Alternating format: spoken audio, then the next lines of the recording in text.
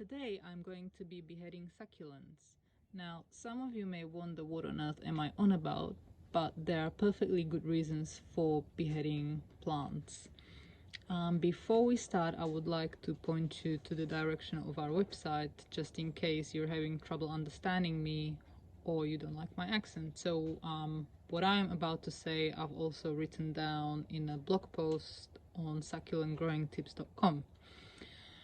Okay, so although beheading succulents sounds quite brutal, it may sometimes be necessary. There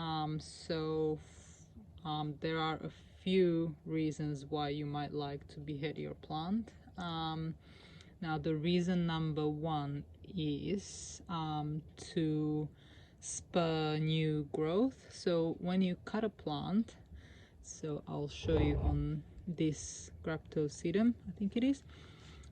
When you cut pretty much any succulent, you will encourage new shoots to come out from where the wound has been made. So I've cut there, that's the healed wound, and over here we've got two new rosettes shooting up, and also all of these guys, although they would have probably come up even if I didn't cut the main rosette here. But it does look quite nice when you've got a bushy succulent with multiple rosettes. So this pretty much happens with all succulents. So if you behead them or cut the top of the rosette off correctly, you'll get new growth from the wound.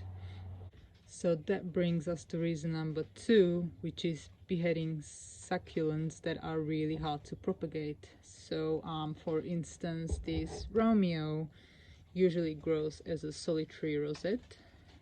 It does not produce pups very often. Some people get lucky and they will get a few pups every other year, but I have had Romeos that have not produced anything for 3 or so years. So it really depends, but if you behead this rosette, you will, just like here, get a few new plants just at the base, and you can also plant the top that has been cut off. Now, one important thing with doing this is to cut off as low as possible. So some are easier to behead than others. Romeo, unfortunately, is not very easy because the rosette is fairly low to the ground.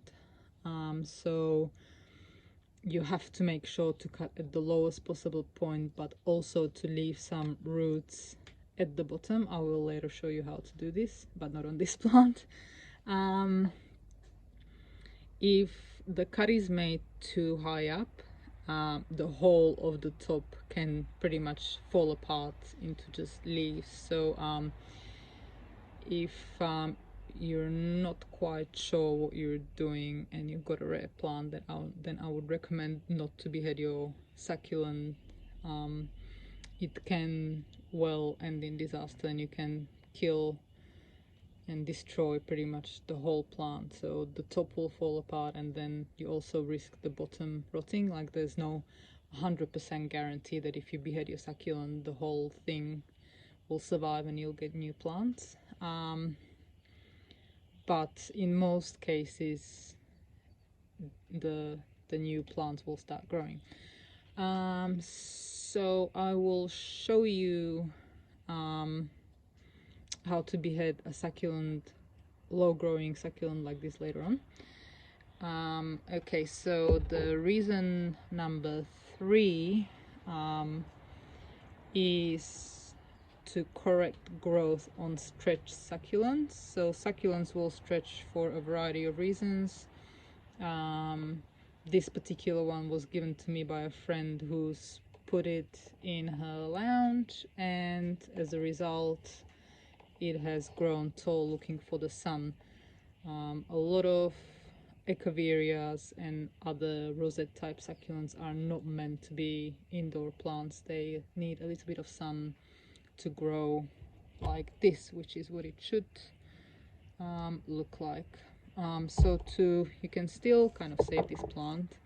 I've had it for a few months and it was in a bit of sun, so it's already started correcting growth. So you can see how the leaves are growing closer together, and it can be cut and then planted again, and it will just start growing pretty much like this. You can also plant the bottom part, which will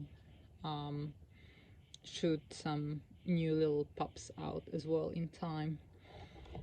Some plants like this Echeveria Derenbergi just grow tall naturally, so it's been growing in sun, but it's just how they grow. And this particular one has started leaning, so you can leave it as it is. You can see some pups coming up here, so they will eventually grow tall and create a clump. But this particular plant is kind of uprooting itself and falling down, so I'm going to cut it and then plant it again, and then I'll just let these pups grow into bigger plants. Okay, so the next thing is how to actually behead a succulent. You can do this with a few tools. So it can either be a Stanley knife, which is nice and sharp and it's long as well, can get right in there. It can be done with scissors, or also a piece of string, which may work with those lower to the ground plants like the Romeo. It is a good idea to clean your tools before you start cutting, because you run a chance of infecting your plants with fungal or other diseases if your cutting tools are dirty. If you want, you can even sterilize them with some methylated spirits or 70% alcohol solution. Just realized that I didn't really show you the best tools there. So this one's quite rusted, so I'm not going to use that. I will, however, use my scissors. Okay, so first of all, let's behead this Echeveria elegans. So it is always a good idea to have a little bit of a stalk, so I'm gonna cut right here, and you just go like that. I'll take a few of these bottom leaves off, and then what you do is just leave this in a shaded spot to dry for a day or two. This way the wound will heal and no infections will be able to come in there. After that, you can just pretty much plant it in a pot of succulent potting mix.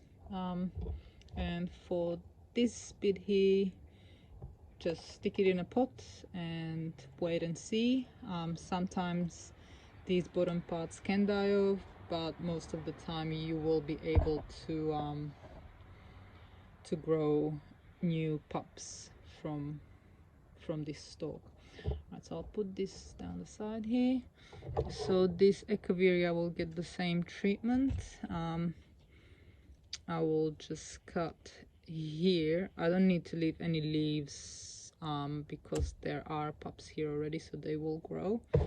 You can see that it's kind of already wanting to correct its growth on its own, so it's sending roots down from the top bit here as well. So I'll just take a few leaves off, and the same thing again, just leave it to dry and then plant it out.